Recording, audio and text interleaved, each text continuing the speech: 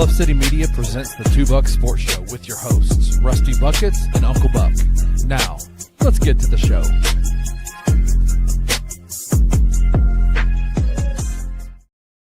What is up, everybody? Happy Friday. We finally made it through the week. And no, you're not seeing things.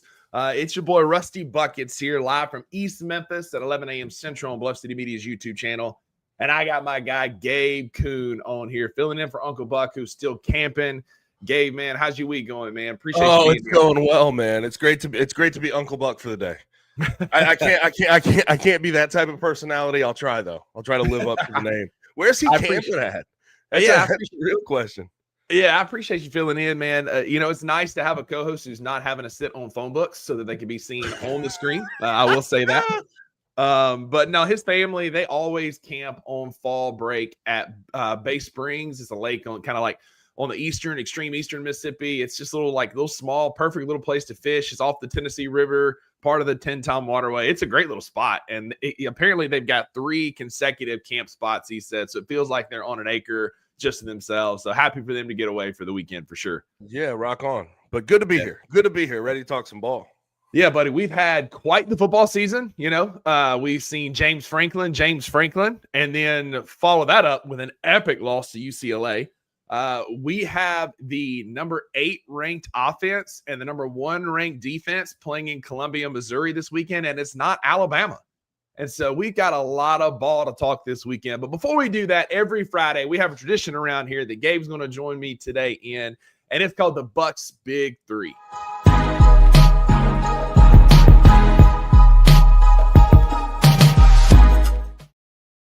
Yes, sir. Yes, sir. Every Friday, we bring up a topic that we talk about and we pick 3 and only 3. And that's what makes it hard, especially on today's. We've done donuts, we've done ice cream. We did baseball movies last week in honor of Major League Baseball playoffs.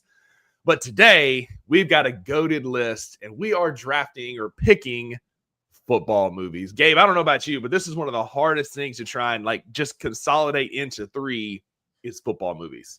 Oh yeah, 100%. This is a lot of choices too. You know what I mean? Yeah. I can tell you off top, Rudy was never going to make it because it's a fake story. Exactly. That was never going to make it. Gridiron Gang. I don't know if that ever really had a shot for me.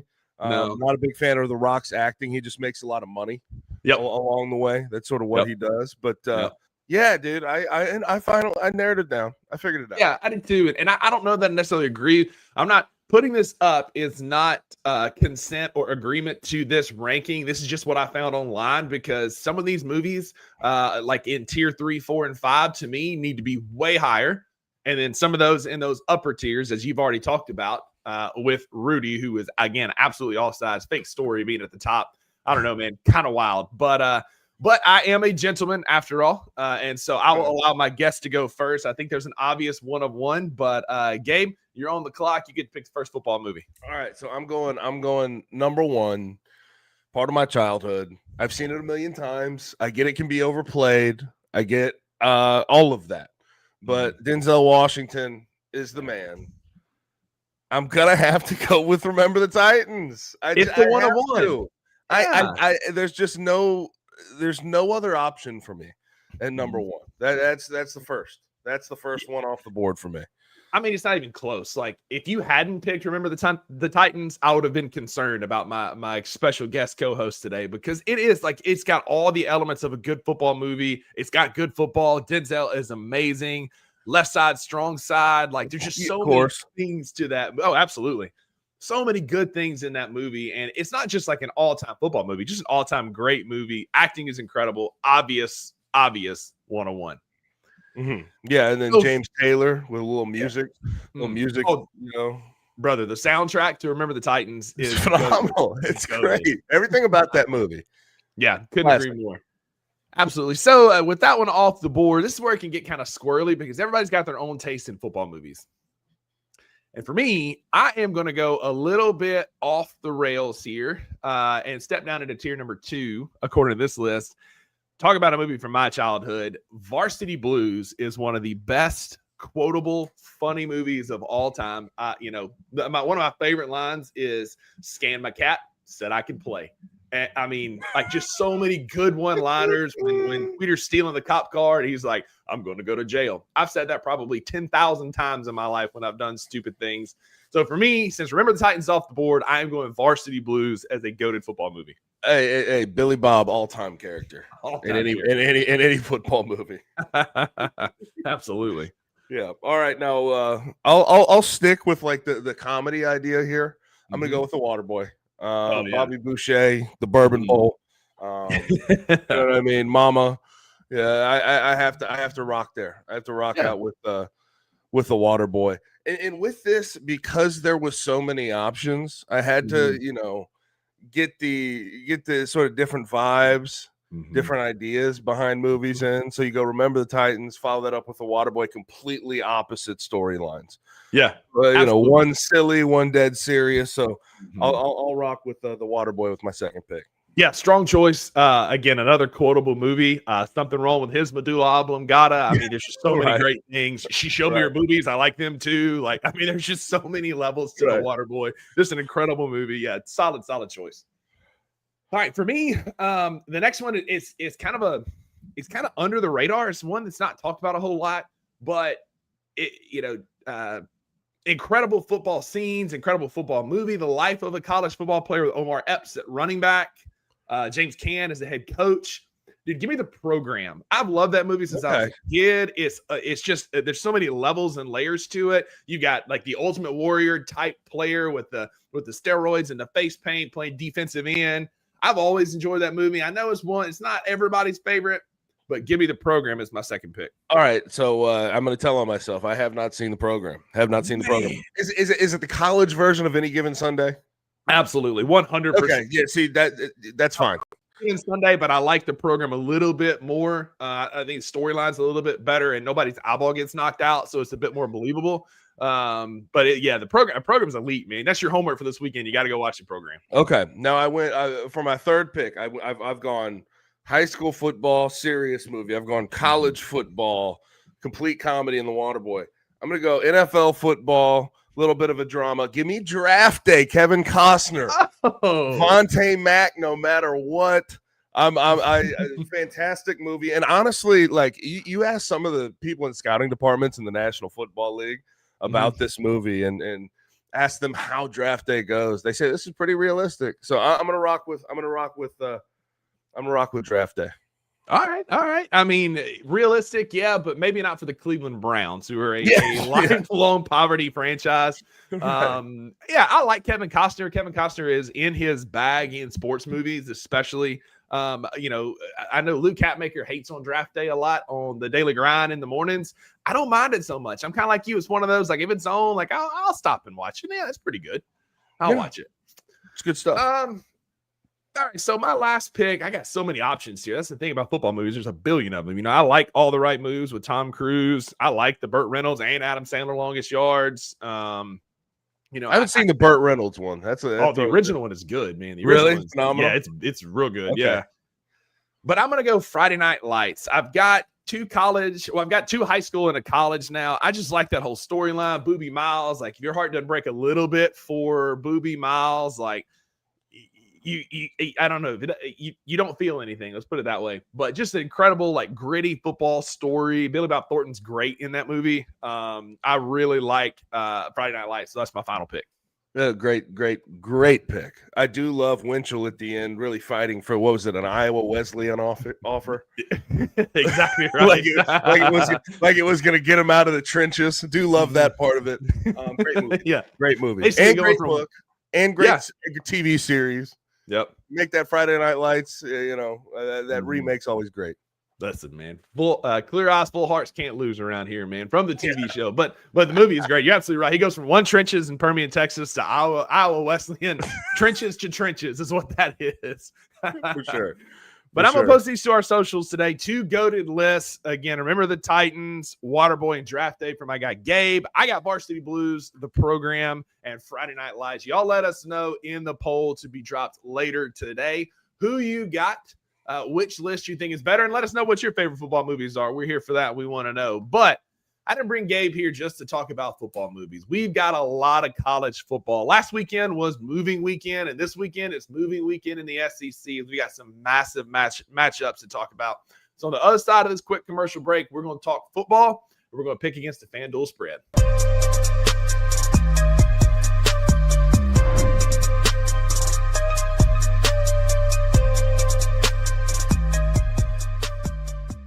Did you know Jake LaRavia, our old friend Jake LaRavia, threw out the first pitch at a Dodgers game? Boy, how times have changed for Jake LaRavia. He threw a pitch out at a Redbirds game once, and then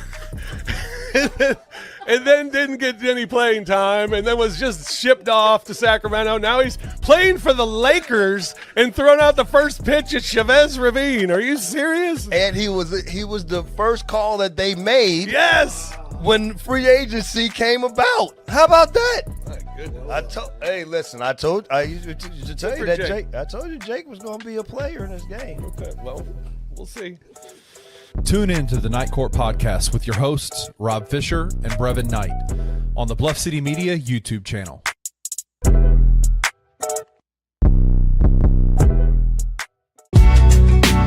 In the heart of the Highland Strip for 27 years, Trilogy Tattoo has helped tell stories for Memphians for generations. Located at 530 South Highland, Richie and his team are waiting to help you tell yours. From tattoos to piercings, your body art should be as unique as you are. Voted a Memphis Flyer top 3 tattoo shop in the city of Memphis since day one. Your story will be safe here at Trilogy Tattoo. Open 7 days a week, Monday through Saturday, 11 to 11, and 3 to 11 on Sundays. They have convenient times waiting on you. Let Trilogy Tattoo help you tell your story.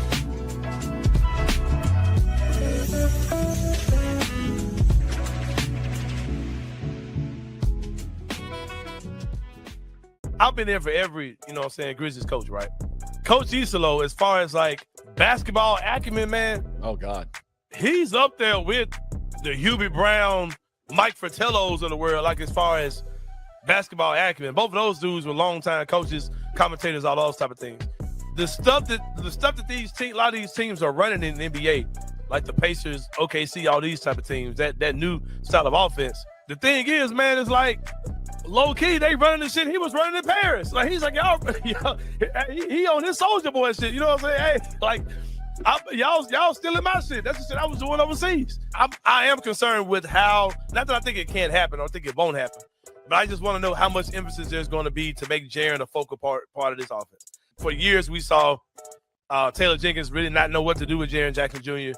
Kind of not running together. Or John Morant together. Not really running any plays for Jaren other than Jaren ISO. Tune in to the Anthony Sain Show Monday through Fridays at 1 p.m. live on the Bluff City Media YouTube channel.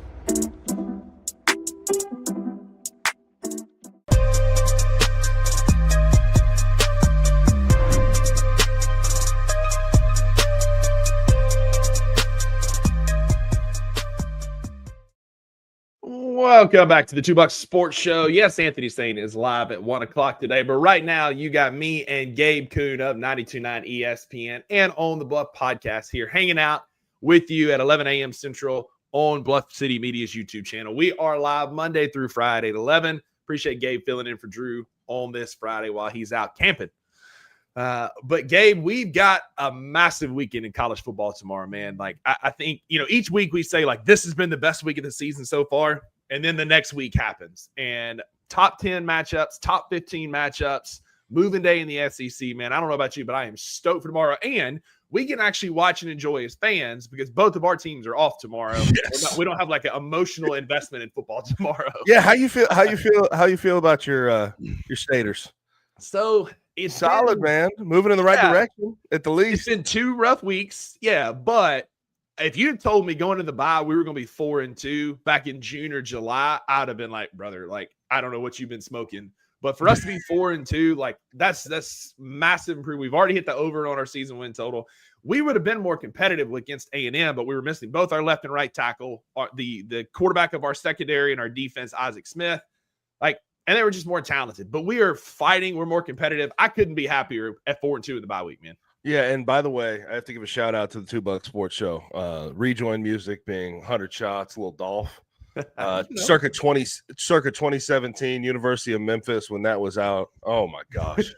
Best pregame song in the history of ever. I'm telling you. Speaking of the University of Memphis, man, appreciate that. We got to rep our city here. The Memphis Tigers are the one and only team bowl eligible in college football at 6-0, brother. Like, are we getting like 2019 vibes? Like, what's happening? Well, listen, I don't want to jinx anything, right? Sure.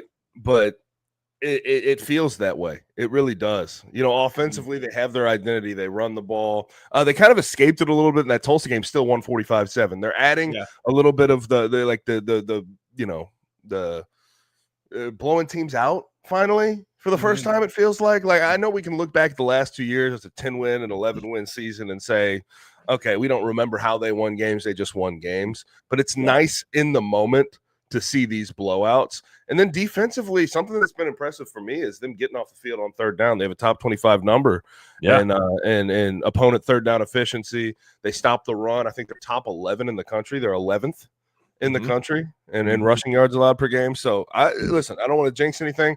And hopefully here in a couple weeks, October 25th, ESPN gives a good thought. I hope to South Florida, Memphis, but South Florida's going to have to take care of business tonight against North Texas, and that's going to be that's a challenge, man.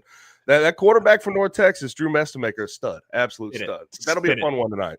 It's the biggest game of the G5 so far, and if they win, if South Florida can take care of business, then that just makes the 25th the biggest game in G5 so far. And I think, yes, that's Ole Miss, Oklahoma. There's some other big games there, but you talk about like a playoff implication game. Let's say South Florida pulls out the win tonight at North Texas. Theoretically, the winner of that game could be the G5 representative in the college football playoffs. Couple of thoughts. They've been to Oklahoma already for the Michigan-Oklahoma game. So hopefully we can count that out. Although Ole Miss, a top 10 matchup, Ole Miss, Oklahoma would get some love. Sure. I could see them going to Death Valley, but there's some SEC matchups, 2 SEC matchups for each team, A&M and LSU before we get there. Right. And then if I'm throwing the selling point out there, you're gonna get eyes on them SEC games. Upsetting a group of 5 pseudo playoff play-in game. I don't know, man. I feel like that would be a good business decision, but we don't have to keep doing that. But look, all you got to do last time they came to Memphis and went to Beale, it was a hell of a good time, man. About to say, man, all you got to do is replay the tape from 2018, 2019 when that happened. 2019, that was one of the best college games. It's cool when it's on campus. It's great. The energy is awesome, whatever. But an iconic location like the west end of Beale Street with all that behind you, you got Beale Street sign above you. It doesn't get better than that. And Memphis showed out for it. And, I kind of am a bit biased. I'd like for it to be in my city, and I'm here for it. I've been petitioning for this for several weeks now. Back when South Florida was playing, I heard Kenny talking about it. And I'm like, brother, I want game day here. So I'm all in on it, man. I hope they do. And mostly because I hate Ole Miss and I don't want them to have anything. I hear that. Gotta love it. But this weekend, we do have some games to talk about as we do our FanDuel Football Friday, picking against the spread. I kind of teased this first one up earlier, Gabe. Alabama travels to Missouri, and Columbia is a kooky place to go play. Mississippi State a few years ago having a whale of a baseball season. We would go on to win a national championship, but we went up to Columbia and got swept in baseball. Columbia is a tough place to go play football. It's just quirky. It's kooky. It's a great town. I went there when Mississippi State played. I went up there and watched this play. It was a great time. Shakespeare's Pizza is elite if you're going up to that game. But Alabama, this line started at 5.5, and it has dropped to 3.5, and it's still at 3.5 of the day. I made these lines yesterday. But again, like I said earlier, Missouri is a top 10 offense, number 8 in the country in total offense, number 1 in scoring defense, number 7 in total defense. They're an elite defensive team, and Ahmad Hardy has had a whale of a season. What are your thoughts on Alabama at Missouri? Well, my first thought is you're a ball knower, brother. Shakespeare's Pizza. I'm from St. Louis. I've been to Faurot Field a million times. I am kind of sad they're getting rid of the M and the hill there in the end zone. I know. But hey, you're moving on up in the world, brother. You have to have more seats. I get it. Hey, you're trying to sell when more I went, seats.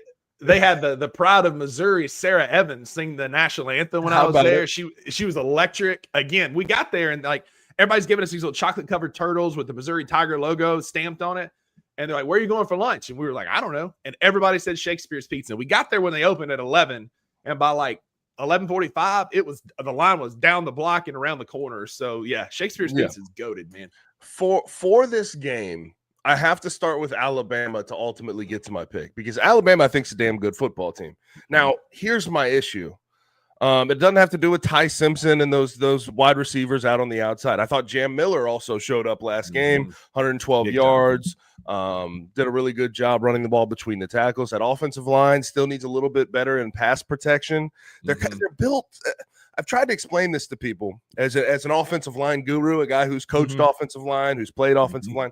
They're more of that rugged, run the ball type of offensive line, and not much of a pass blocking offensive line, although they've held up better after that first week against Florida State. But with Alabama, I'm still struggling on what to do with them, because it's not the Saban era where they win a game before it's kicked off. Right. A team just knows they're going to lose that ball game. And, you just look at their data points, and they're all over the map. Lose to Florida State. Florida State has 2 losses right now. They're 25th in the AP poll. You look at that Georgia game. Sure, yeah, they won, and they went on the road to win. Okay, but they've always been a thorn in Kirby's side, and they didn't score a single point in the second half. I think one of their superpowers is being able to get it out to Jeremy Bernard, getting it out to Ryan Williams, getting it out to Isaiah Horton. I think their tight end, Josh Cuevas, really good. Ty Simpson slinging it all around. That's their superpower. I still don't know about their defense. I still don't know about them showing up on the road against this Mizzou team. And when I look at Mizzou, you brought up some of the stats, but just want to throw a couple out there. Points per game, second in the country. Yards per game, second in the country. Opponent yards per game, second in the country. There's only one team in this game who is top 4 in offense and defense, and that is the Missouri Tigers. And you brought up Ahmad Hardy. The fact that he's coming from UL Monroe, he's not draft eligible. Like, he's that young. He's got more years to go. That should be scary for the rest of the SEC, because they can turn around and hand it to him. He's given off. I mean, if you've watched him so far this year, and you can sit there and talk about their competition sitting here at 5-0, and I completely understand that. But he's given off some Ashton Genty vibes with the amount of tackles he's breaking, with his big playability. I'm going to take the Tigers at home plus 3.5. I think they'll be ready for this game. And I think, just conversely, you look at this Alabama team, and I just don't know what bucket to put them in yet. It's hard for me to imagine them being unscathed the rest of the season with this SEC slate, but they could surprise me. They absolutely could surprise me. But I got Mizzou plus the 3.5, and I very well could see an upset in Columbia coming up on Saturday. Now, some people could argue it's not an upset. 14 team versus number 18, but hey, they're underdogs. They're on their home field. It's an upset. So you mentioned Ahmad Hardy. He's averaging almost 7.1, right at 7.1 yards per carry. Competition is what it is. You can only play the schedule that's in front of you. But what you can do is you can dominate that schedule. And that's exactly what Missouri has done. There's been no doubt in their wins. They have not played around with their food. They're not one of those teams that have just messed around and been in a close game yet, which may not work in their favor this weekend. Sure. Their closest game was a 29-20 win over South Carolina. That's a conference game. Conference games are always going to be a bit tough. But I think right now, if you're a Penn State fan, you're kicking yourself because you let the wrong quarterback go. And we hadn't talked about Bo Pribula yet. That guy can absolutely spin it. He has got total command of this Eli Drinkwitz offense. He is so smooth under pressure, behind center, whether the pocket's collapsing, when he rolls out, he's on the run. He just makes the right decision. He's not going to beat himself. Alabama's defense has been an issue, right? They got embarrassed and out-physicaled by Florida State on the road. This is a very physical Missouri team. They fire off the football on the offensive line. Ahmad Hardy gets the ball, gets downhill fast. I don't know that Alabama's linebackers are up to the challenge. They don't have that guy, right? Like, you think about Alabama defenses under Nick Saban, and they had that dude. They had a Jonathan Allen, an Ashawn Robinson, a Terrence Cody, if you want to go far back. They can anchor the defensive line and create havoc so that elite linebacker play could happen. They don't have either of those. They don't have elite linebacker play. They don't have that run stopper in the middle. I think Missouri covers, and I agree 100%. Like, Missouri's that team, like, you look up, they're going to have 10, 11 wins at the end of the year, but they never have that one signature big upset win. And I think Eli Drinkwitz gets that monkey off his back this weekend. I think they upset him, beat him outright, but I absolutely think they cover the 3.5. Another thing that could come into consideration here is Bo Prabula has run for 50 yards in two separate games for over 50 yards. And let's not act like we didn't see that Florida State game. Thomas Castellanos, I'm not saying he was unbelievably explosive, but still ran for 78 yards. I know that Eli Drinkwitz is going to give Bo Prabula some chances to use his legs. So I think that could come into consideration here. And to your point about that Alabama defense, I love their linebackers, Deontay Lawson, Jefferson. I really think that I think they're NFL players. But their front four is where I have an issue. I think when they play peak ball, they can do what they did against Georgia and look solid and look relatively comfortable. But you're right. Like the Ashawn Robinson name, like bringing up some of those, pain from the past. Jonathan Allen, yeah. Tim Keenan ain't that guy. LT Overton ain't that guy. So it's just it's a different type of player that they have right now. I think they're capable, but it's a game-to-game thing that you just have to evaluate as you watch. Yeah, 100%. Like, again, I don't think this is going to be – I think this is going to be a slobber knocker, good old-fashioned fall football in the SEC. I would hit the under as the over-under has moved down consistently. I'm taking the under. I think this is going to be a physical football game and one that I'm going to be locked in on at 11 a.m. Then come 2:30, Gabe, we have a game featuring a Heisman front-running quarterback that everybody picked in July, right? No, I'm not talking about Arch Manning. John Mateer looks to make his return to the Red River Shootout at the Texas State Fair as Texas and Oklahoma square off. Texas is minus 1.5. They're 1.5-point favorite, essentially just to pick them. I mean, it's neutral field. Yep. This is a great rivalry. Red River Shootout always promises fireworks. One of my favorite moments was when Danny Stoutsman a few years ago said Oklahoma fears God and Texas fears Oklahoma. And I mean, I was ready to run through a brick wall for that dude right then. But again, Texas is, as of now, the line literally just moved on FanDuel. Oklahoma is now minus 1.5, which makes me think John Mateer is going to play, Gabe. This is an insane, like this number's been moving like crazy. Yeah. It was 5.5 for Oklahoma. Then it was 1.5 for Oklahoma. Then it was 1.5 for Texas. Now it's back to 1.5 for Oklahoma. My head's spinning to a certain extent. Real quick, I want to sort of pick your brain on this. If I am Brent Venables, I'm very, very careful about playing John Mateer because John Mateer is 17 days out of a 30-day rehab window, right? So they would be forcing him onto the field before he's seemingly ready, according to medical professionals. And you. Medical professional. So there's that. He just doesn't shy away from contact. So re-aggravation of that injury seems like it's very likely. And he's gonna run the ball because that's part of his game. I think if you're Brent Venables, you got to be careful. Because I think Michael Hawkins, their backup, I don't think he's great by any stretch of the imagination. If he was your starter, you feel bad about your team. You don't feel good about your team in the SEC. But as a fill-in, he's very capable. He's very, very capable. Has started some games, has some experience, understands what that offense is expecting of him. He can use his legs to a certain extent, multidimensional. So I would be very careful because if you look at this game compared to the stretch they're going to have to end the year, I don't think this is the most important game of the year. Now, I know it's the Red River rivalry, and I know you go to Oklahoma to go beat Texas. Just like when you go to Ohio State, you want to beat Michigan. You go to Michigan, you want to beat Ohio State. I get all of that. Right. But Oklahoma's sitting there undefeated, number 6 in the country.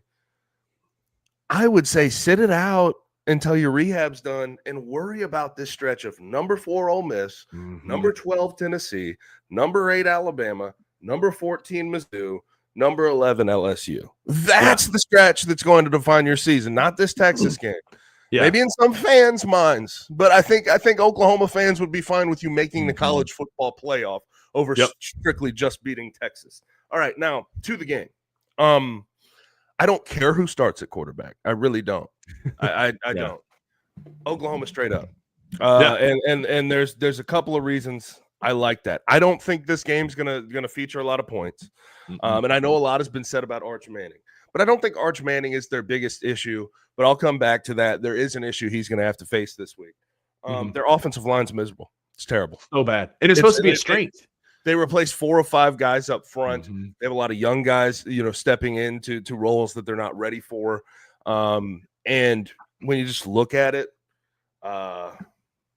what was it? 26 carries for 53 yards against Florida, Abysmal. 6 sacks for 36 yards on Arch Manning. I thought Arch Manning flashed in that game. Obviously made some mistakes, but his offensive line did him no help. I also think, and people love avoiding this conversation, Steve Sarkisian's not a big game coach, man. He's just not. Nope. I dug into the numbers. Okay. And like you go into the preseason, CBS Sports, ESPN putting their coach rankings up. He'll be top 5, top 10. I never understood that. Even last year, like, okay, you make the playoff, you beat Arizona State, who lost in the Big 12 a couple of times. Okay. Like, not every win is created equal. But I look at Sark and his big game numbers, 2-8 against the AP top 10. It's not good math. And 9-15 in one-score games. He chokes. He has not done a good job with Arch. And here's where I really give Oklahoma the edge, and why I have them straight up in this game. Have already bet on it, bet it early in the week. Oklahoma, that defense is nasty, brother. They're first in the country in opponent yards per game allowed. They're first in the country in points per game allowed. They are first in sack rate. They are third in pressure rate. And when pressured, Arch Manning completes 46% of his passes with a 33 total QBR. Yeah. So I'm not a big buyer in what they're trying to sell me with Texas. I would keep an eye on those edges. Those edges for Oklahoma. They could have a really, really big game, and it should be a fun game to watch just because of the rivalry. But let me go ahead and give you a name: R. Mason Thomas, number 32 for Oklahoma. I expect him to abuse the tackles, bad man, and get home pretty consistently. So I have Oklahoma in this game. Yeah, I mean, you nailed all the points, man. Brett Venables a couple weeks ago, they asked him, why do you still call the defense? And he said, because I'm good at it. And he's exactly right. They're giving up 104 yards on the road, which is just slightly better than their 175 that they're giving up at home. But this Oklahoma defense is elite, and they're fast and they're athletic. Arch Manning saw ghosts against Florida. He had moments, but he saw a lot of ghosts. And Florida's defense is nothing to scoff at. They're a top 25 defense for sure. I just hate that they're being wasted by your boy, DJ Lagway, which we can have a conversation about him in a few minutes. But I think Oklahoma is going to win this game handily. I think that they can get pressure on Arch. And like you said, Arch panics when he gets under pressure. He gets those happy feet that Peyton's always talked about getting, where he chops his feet, he panics, he sees ghosts, he throws it to the wrong team more often than not. I don't like Texas' chances at all here. I don't like Texas' chances to hit double digits. I think Oklahoma could win this game 21-7. I don't even think this game could be close. And they wouldn't need John Mateer. You know, you talked about it. He had surgery on his thumb. You know, if it was his pinky or ring finger, that'd be one thing. But the last point of contact when you're throwing a football is the tip of your thumb. And that's what creates that spin and gives it that velocity to get down the field. And if that is messed up, if that's where you had surgery, it's going to hurt a ton. And only 17 days into a 30-day rehab window is a recipe for disaster for a guy with a bright, bright future.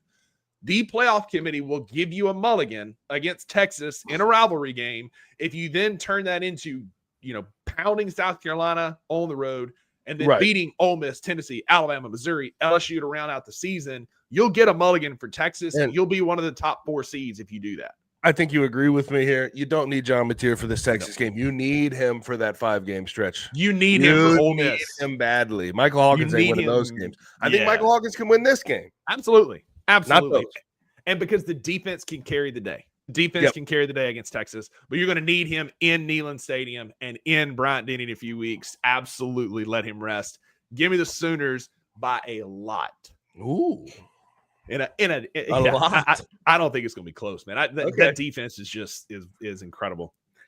But speaking of big-time matchups, we got 2 Heisman frontrunners in the Indiana-Oregon game out at Autzen Stadium, man, which is an awesome place. It's definitely on my bucket list to go to. Like, that place is electric. It's loud. I think Kurt Cignetti's Indiana teams are fake tough. I think they beat up on a Brett Bielema team that's usually tough, but they just absolutely took it to Illinois. I have no problem with Fernando Mendoza. He's a great quarterback. He's super athletic, sees the field really well, makes great decisions. I just like Dante Moore better. He went to Penn State and carved them up. The Ducks are strong. I love Dan Lanning, one of my favorite coaches. I know he was at a former Memphis Tiger assistant coach. It was cool to see that Mike Norvell coaching tree, that article that came out this week.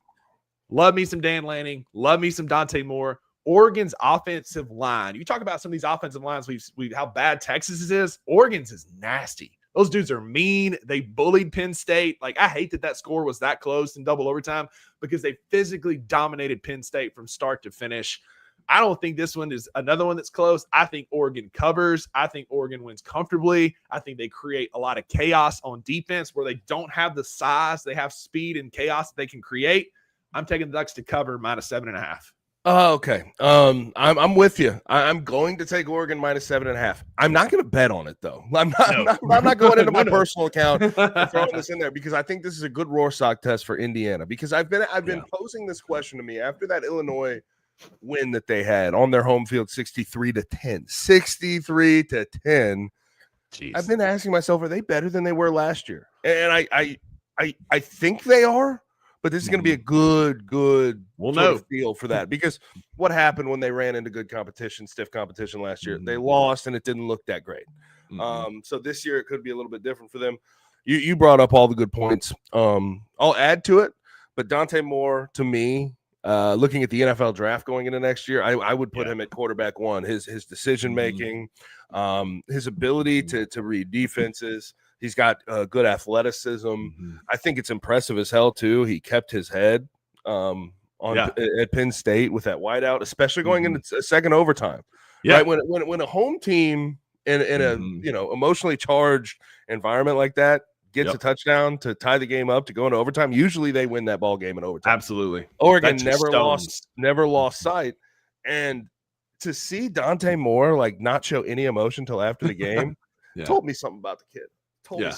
So he's just like his head coach. He's just like his head coach. I like them in this game offensively, but here's something I want to point out. Defensively, two edges, and I'm going back to the edges after that Oklahoma, Mason Thomas got out.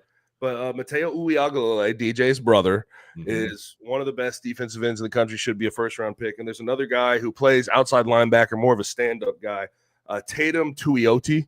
He's going to be able to get after that Indiana offensive line. They're decent on the interior, but on the edges at tackle, they have their struggles. A little bit too slow-footed, and I think Oregon's going to be able to take advantage of that.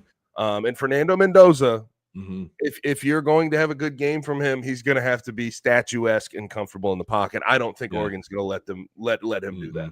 No, and it's going to be loud. It's going to be rowdy. That's one of the loudest environments in college football. One other injury note to make note of here: future NFL cornerback D'Angelo Pons comes back for Indiana this weekend. That's going to help. That guy's probably a future first or second round pick in the NFL draft.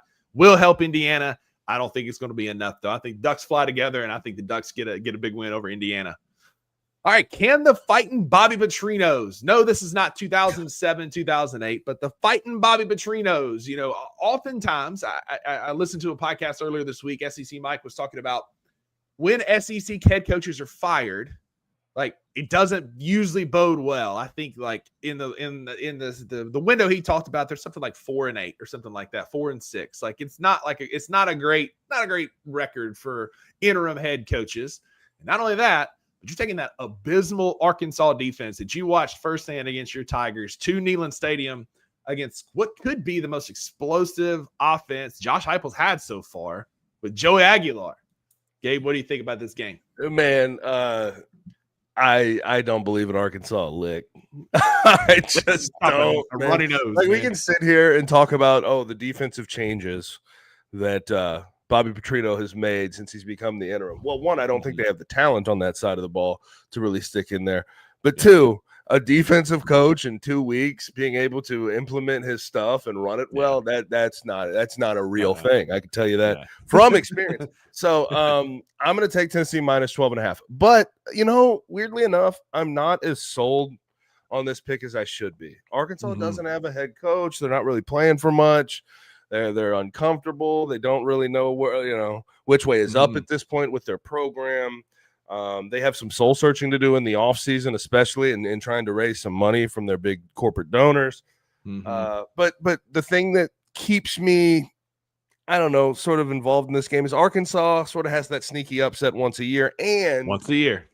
And Joey Aguilar, really good quarterback. Want to give him credit. It's very clear Tennessee came out on top of the Joey Aguilar, Nico Amaleava trade this offseason. But he's been known to be errant, right? Like, I watch him, and he'll make 10 good throws in a row, and I'll be so bought into him. Then he makes these just boneheaded plays that no quarterback in the SEC ever has any business making. So if he takes care of the football a little bit better, keeps that interception total 2 and under, I'll feel comfortable about Tennessee rolling by minus 12.5. That's my pick. But Joey Aguilar has been known to be pretty errant sometimes. So as long as he takes care of the football, I think they roll. In the words of Lee Corso, not so fast. I felt it coming.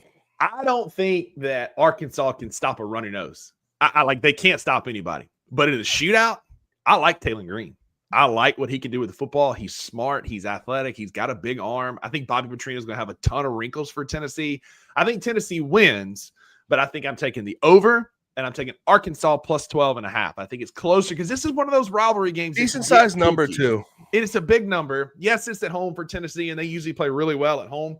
But like Arkansas, like you said, they have that one game every year where they're going to upset somebody. And it's been Tennessee. Like, we've seen this happen. This wouldn't be the first time. I think Arkansas covers. I think Tennessee wins, but this is one that I'm going to keep a circle on for tomorrow, just to keep an eye on with what Taylor Green can do with Bobby Petrino completely unleashed. Also, I need to say this to Arkansas fans. Please don't advocate for Bobby Petrino to get that job back. Have some damn self-respect. They already are. That's respect for yourself, brother. please. I mean, you're gonna have to keep that happen. I've read so many reports. I've talked to some people behind the scenes, and it's a real thing. It is. It's very. It has possible. momentum. It has for momentum. God's sakes, look outside. Look outside before you even think about hiring Bobby Petrino. But I'm scared they're just gonna hop right back into that after better part a decade ago. This guy was making a mockery. Yeah, mockery of your program. I just think you need to have a little more self-respect than that. But hey, winning cures all. To be honest. So, especially when you got a coach that's just a short drive down I-40 that you can come calling on. But I'll leave that alone. There's too much momentum. Where there's smoke, there's fire. There's too much momentum for Bobby Petrino to get that job. And there's rumors of 25-30 mil in the NIL fund. The coffers are going to cough up to make this Arkansas team good again. I guess we'll see. Gabe, are you ready to have a conversation about DJ Lagway, or do you still want to be wrong? Of course I am. Of course I want to be wrong. So listen. Okay, so here's the truth of it. Last time we had this conversation, you came out on the winning edge for the next 2 weeks. Okay, 5 picks that night. that night. And then he followed it up by being gun shy. But brother, I have to ask you this: like when you watched him against Texas and you saw some of the throws he was making, some of the different arm angles, you can't lie to me and say you don't see anything there. Like, there is something very clearly there. I do also think that the injuries that he had in spring and fall have definitely inhibited him a little bit. Like, he's not as escapable as he was last year when he was fully healthy. His legs aren't quite the same. But, man, I think a lot of it can be down as I feel like it should be for a young quarterback right now. Although a lot of it can be been out. I am, but a lot of it can be put on Billy Napier and not developing him appropriately. Because and I even said on that show, like, yeah, he's athletic. He's athletic as hell. But the issue I see is between his ears. He doesn't make good decisions. He sees ghosts. He rushes throws. And brother, like, he telegraphs passes that me with 3 knee surgeries could run down where the ball is going, because I know exactly where it's going every single time.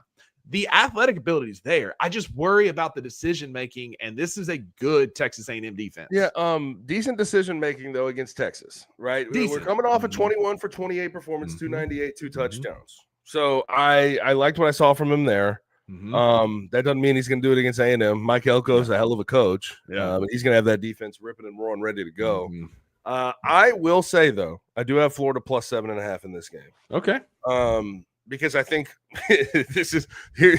You're going to love this explanation. I think there's Billy Napier So Billy Napier is the guy who has a team that commits 2 personal fouls on a final drive of the game when the opponent's inside their own 20. And 2 personal fouls, they get down, then they can't tackle, and they let a screen pass go down. Then they let South Florida kick a field goal between the uprights, win 18-16 in the swamp. That's Billy Napier.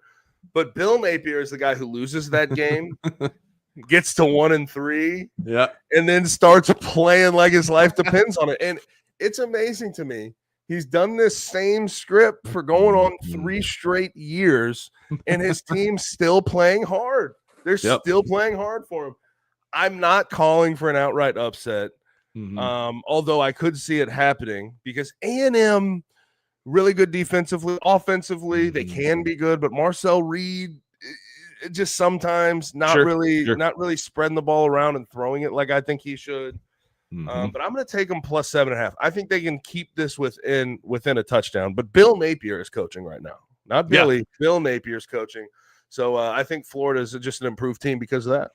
Yeah, I mean, there used to be last year we had the Cocktober phenomenon, right? Where South Carolina was undefeated in all of October. Right. Like, Florida's right there with them. Like the Gators come out of hibernation, I guess, in October, and they play really good football. I'll give credit where credit's due. They were able to utilize their run game to get DJ Lagway some better passing lanes last week and take some pressure off him from that Texas defense. And he took advantage of it. I'll give credit where credit's due. Florida's got an elite defense, but Texas A&M has a linebacker, Gabe, that I think is one of the best football players I've ever seen in Tarn York. That kid is sideline to sideline, all 3 downs. Doesn't matter if he's rushing the quarterback, if he's in pass coverage. I watched him against my Bulldogs last weekend. Just terrorized Blake Shapen and Fluff Bothwell and our offensive line. I think that dude is he's not that big, but that's going to be he's a professional linebacker one day. Just an incredible football player. I think he's going to give DJ Lagway hell tomorrow night. I think A&M covers 7.5. I think this game's close till late. Like you said, I don't believe in Marcel Reed. We had Marcel Reed uncomfortable for 2.5 quarters without our all-SEC safety, Isaac Smith. And then we hung with them without our 2 tackles for the vast majority of that game. Our defense got gassed late because we couldn't get anything going on offense because of that Mike Elko defense. Right. I am done putting the sins of Jimbo Fisher on a Mike Elko A&M team. I think they are really, really good. Marcel Reed makes me nervous, but the weapons that he has in KC Concepcion, former Mississippi State Bulldog Mario Craver, that's a lot. And you get those guys the ball in space. You get Mario Craver this much room. Buddy, Mario Craver can fly. That dude is him and Malachi Tony at Miami just amaze me when I see them get into open space. I'd love to see them dudes in a foot race because those guys are elite speed. And I think A&M covers 7.5. Again, I think it's close late. They score late. I think this game is probably a 10-point game. But I do think it's some grown man defenses played in this game because both of these defensive units are elite. They're both top 25 in a lot of categories, and they do a lot of things well. I just think A&M has a little bit more, and I trust Marcel Reed, I think, a little more than DJ Lagway because that 5-interception game against LSU is still firmly in my mind, and Kyle Field is a tough place to go play on a struggling quarterback. Yep, no doubt. Last game we're picking, the Deep South's oldest rivalry. We've got Georgia at Auburn on the Plains in Jordan-Hare. One of our sponsors is Grind City Brewing, and Zach Callahan. He's an Auburn grad. He's going to this game. He said, I'm going to help Hugh save his job. I know he's on the Plains. Gabe, we've seen Auburn magic in this game several times in the past. But there is the problem that it's Jackson Arnold taking snaps for the Auburn Tigers. I watched that dude enough to know that, the worst thing that ever happened to Jackson Arnold was that the forward pass was invented in 1954 or whatever, because my guy cannot throw. He's great with his feet, and he makes the right read and the right decision. He just can't get the ball there. I watch him throw, and I just go back to, recruiting rankings. I'm like, how the hell was this guy a 5-star? Same with Arch Manning to a certain extent, too. Maybe a lesser extent with Arch, because sometimes I see his downfield throwing ability, and I get kind of amazed. Mississippi State flirted with Jackson Arnold hard. He was in Starkville. Levy wanted him hard, and he went to Auburn. It ended up being the best thing ever happened to us. Jackson, he can't throw the ball out of his own damn shadow, and he can't feel pressure either. He can't. He's terrible. No pocket presence. None. But and what's so scary, what you give Like, you gave Gunnar Stockton Cam Coleman, who's an absolute freak. Like, that dude is an alien. But you give Gunnar Stockton Cam Coleman's all SEC, all American, just elite level talent. But like, Jackson Arnold couldn't hit water if he fell out of a boat. So he can't even get in the ball. So Cam Coleman is wasted out there because he's an elite receiver, but Arnold holds him back. Auburn's offensive line has not been great last couple of weeks, and Arnold doesn't feel that pressure. And Georgia, who is, I think they finally got their first sack against Alabama, has not pressured the quarterback a ton this year. But I just think that talent on Georgia's defense is going to be too much for Jackson Arnold and Auburn. Auburn magic is a thing. Usually Auburn, much like Arkansas, has that one game where they get squirrely and they find a way to win, and they can run the ball somewhat well. And that's what Alabama did to beat Georgia last, a couple weeks ago. I just don't know that Auburn has enough juice to get over the hump. I'm taking the Dogs. Georgia on the road. This is a pivotal game for Kirby Smart's Dogs because you lost to Alabama. Nobody's going to scoff at that, right? But it kind of takes away your mulligan a little bit. And unlike James Franklin and Penn State, I think that loss to Alabama is going to light a fire under Kirby and the Georgia Bulldogs, and I think they're going to run the table from here on out. I want to go with my gut here. You brought up this being a pivotal game, and I think that the record will show with Kirby Smart, especially since he's been in that national championship college football playoff conversation with this Georgia program. This is that point in the calendar. You have one loss, playing on the road. It looks like a tough sort of matchup on the surface. Yeah.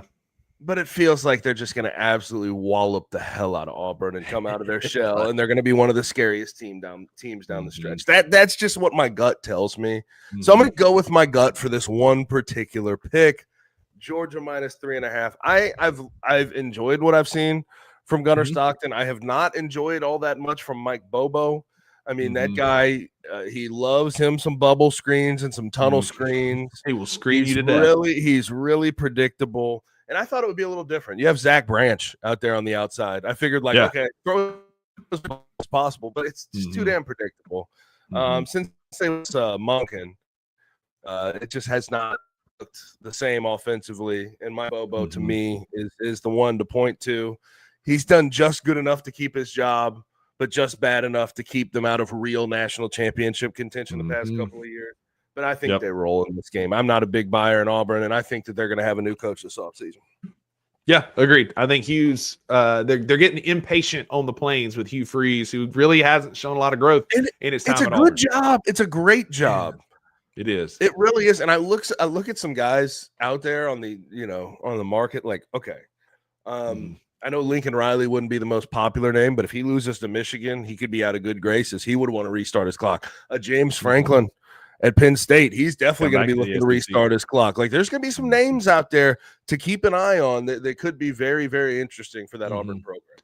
One name to watch heading into this game, he's not Brock Bowers, but Oscar Delp for Georgia is getting some momentum and getting better each week. He's yet to score a touchdown. I think that changes this weekend. I watched him a bit in that game last weekend. Like, he moves so similar to Brock Bowers. You get him in space. He's just angry with the football, and I think he's going to be a problem for Auburn's linebackers. That's also been something to point out about the difference between Monken and Bobo. Monken took advantage and threw up the seams, threw to his tight ends constantly. Hell, he would give Brock Bowers end rounds. You know what I mean? Like, he was trying to use his tight end screens. I feel like Mike Bobo last year, especially, I noticed this, forgot he had two of the best tight ends in the country, and Oscar Delp and Lawson Lucky. And then in the Tennessee game last year, Tennessee fans probably remembered that they existed. Yeah. And I feel like he's finally coming around this year, to your point. Because let me give you a couple stats here, right? So, you got Oscar Delp. He's got 4 catches, 87 yards, averages 21.8 yards per catch. Ellis Williams, their other tight end, 4 catches, 71 yards, 17.8 yards per catch. And then Lawson Lucky, 4 for 31, 7.8. Like, their tight ends are good. Get them the football. Like, I don't understand that. Like, their best offenses have sort of been built in that way. with Brock and Bowers and Darnell Washington, different styles, different guys that you can run 12 personnel with, 13 personnel, run the football. Like there's just different looks you can throw out there, and Mike Bobo has been hesitant to do it. Yeah, Williams is more that run and gun, like get him out. He's 6'6", 250. He's a little bit skinnier. Get him out in space. He's quick. Oscar Delp, you just give him the football in any kind of space, and he runs angry, much like Brock Bowers. And if I'm Mike Bobo, I'm circling, Oscar Delp and saying you're gonna carry us in this game because you need that receiver to step up and be that. And I think that a tight end that's that good. You talked about Alabama's tight end. I think a guy like Delp can be a difference maker in a ugly road game like this, because I don't think this is going to be a high scoring game. I think this is going to be an ugly kind of a struggle, especially early. And a guy like Delp can help get you over the hump if you use him correctly. Yep, I agree. All right, that's our FanDuel picks against the spread. Gabe, it's going to be a massive, massive weekend of college football, man. I can't wait to watch it this weekend. I don't really have any plans other than watching college football this weekend, although, just going to kind of lay low, except for Saturday night. And I do want to, before we get out of here, I do want to talk a little bit about, I am going to be in the FedEx Forum. The Atlanta Hawks come to town and face the Memphis Grizzlies in a preseason game tomorrow night. I'll be watching football all day, and then Maggie and I are going downtown. I've got a half season pass, and they gave away one of our home games for us to play Desmond Bain overseas for whatever reason. Took away that homecoming for us. Right. I mean, it's cool that we're playing overseas, but why the magic? Anyway, I digress. So I'll be there tomorrow night. If you watch names out of a hat, that's what it feels like. It's what it feels like. Have you watched much of the Memphis Grizzlies preseason? And if so, what are your thoughts so far? I have. I think there's some things that are going to be rough to start the season. Rebounding, going to be a struggle. Cedric Howard, I think he'll be fine. But I think the first 10 games of the year, you'll probably see similar results to what you saw. Was that 2 nights ago, where 9 of his last 15 are in the fourth quarter? He's struggling to get going. So that's something to pay attention to. I do like what I've seen from the holdovers and the vets. I know Jalen Wells is just in year 2, but that 21-point performance, more on-ball stuff was really fun to see from him. Good secondary ball handler, at least growing into his own. Want to see him get better, but growing into his own there. KCP, Ty Jerome, I think showed in one performance. Don't play them the rest of the preseason. No real reason to. They 16 and 15, I think, respectively, in their games in that first game. So, I think just with the injury issues, they're going to have to find different ways to rebound to start the year and play big. But I'm not overly, pessimistic or optimistic about anything I've seen in the preseason. Yeah, it's a preseason, right? Like this is preseason made for overreactions is what it's made for. And everybody overreacted about Ja Morant, who was laughing yesterday, said that you're tweaking if you think I'm going to miss any games, which I told you on X. Follow me on X if you don't believe me at @buckets_BCM, #AskDrBuckets. I told y'all that he was going to be fine and be back. I've been impressed with Jock Landale. I like what I saw in the one game from Jock Landale. I think he's going to fit this system really well with his ability to move in space and set screens. But you're right. A lot of the rebound is going to fall on him because that's what Zach Edey does. Like Zach Edey is our rebounding and Brandon Clark, and neither of those guys are going to be playing anytime soon. So we're going to need somebody to step up. And a little bit of a pet peeve I want to get off my chest there's a lot of fans out there that are complaining about guys not suiting up for the preseason, whether it be Ja or KCP and Ty Jerome in the second game. Yeah.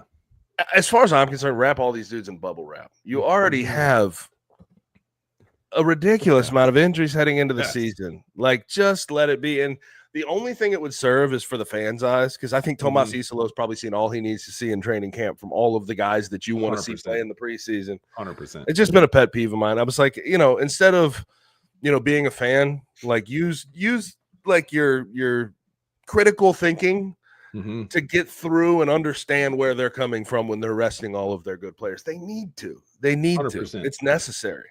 I saw a lot of people fussing and bitching and moaning about, Derek White and Jaylen Brown. They both played about 20 minutes the other night. That was their first preseason game. Like that was their first one. We'd already had one. Like, I don't care. Probably won't play again. No, I'd like to see Jock Landale play a bit more to get more comfortable in it. But KCP, Ty Jerome, enjoy. Sit on the bench. We've got 3 more games. Enjoy. We'll see y'all on the 22nd. That's all. That's the only one I truly care about, honestly. Same with Ja. And I really, really think that we're going to get Jaron back for that home opener, and it's going to be electric. I won't be there for the home opener. My first game is the 24th against the Heat. I do think we'll for sure have him back by that game. He's just ahead of schedule. He's already posting, like, playing some 1-on-1, 2-on-2, ramping him up to 5-on-5, get him ready. And I think we're going to be healthier sooner than we thought, for sure. Hey, by the way, I need to ask the doctor here. Can we rename turf toe to something else? It sounds more menacing, because it is menacing, man. It's menacing. And that's like, I remember when I was a kid, like when Deion Sanders was struggling with turf toe, and I'm like, he just stubbed his toe. Like, how bad can it be? Right. Now that I'm a doctor of physical therapy, I understand that's painful, brother. Painful. Yes. So we'll take submissions under this stream, under this video for renaming turf toe to something more menacing. Something more menacing. But that's going to do it for your Friday edition of the $2 Sports Show. Gabe, thank you for filling in. Absolutely, hanging out man. with me today, man. It was a ton of fun talking ball. Tell the folks where they can find you online and on the radio. At G_Kuhn71 on the old X account. Instagram, same thing. Now, if you want to follow me during the week, listen to my show 4 to 7 Central Time, 92.9 FM ESPN 680 AM. You can download the Odyssey app. You can do all that. And Tuesdays at 10 a.m. Make sure right here on this here channel, you can find me and Christian Fowler and Kenny Stubblefield, our phenomenal producer, Absolutely. getting to the On the Bluff podcast. So check out all that. Appreciate it. Yes, sir. In the meantime, y'all go be a friend of somebody who needs a friend, and we'll see y'all on Monday. Thank you for listening to the $2 Sports Show. If you enjoyed this episode, leave a rating and a review wherever you download your podcasts. Also, like and subscribe to Bluff City Media's YouTube page. We'll see you back here next time.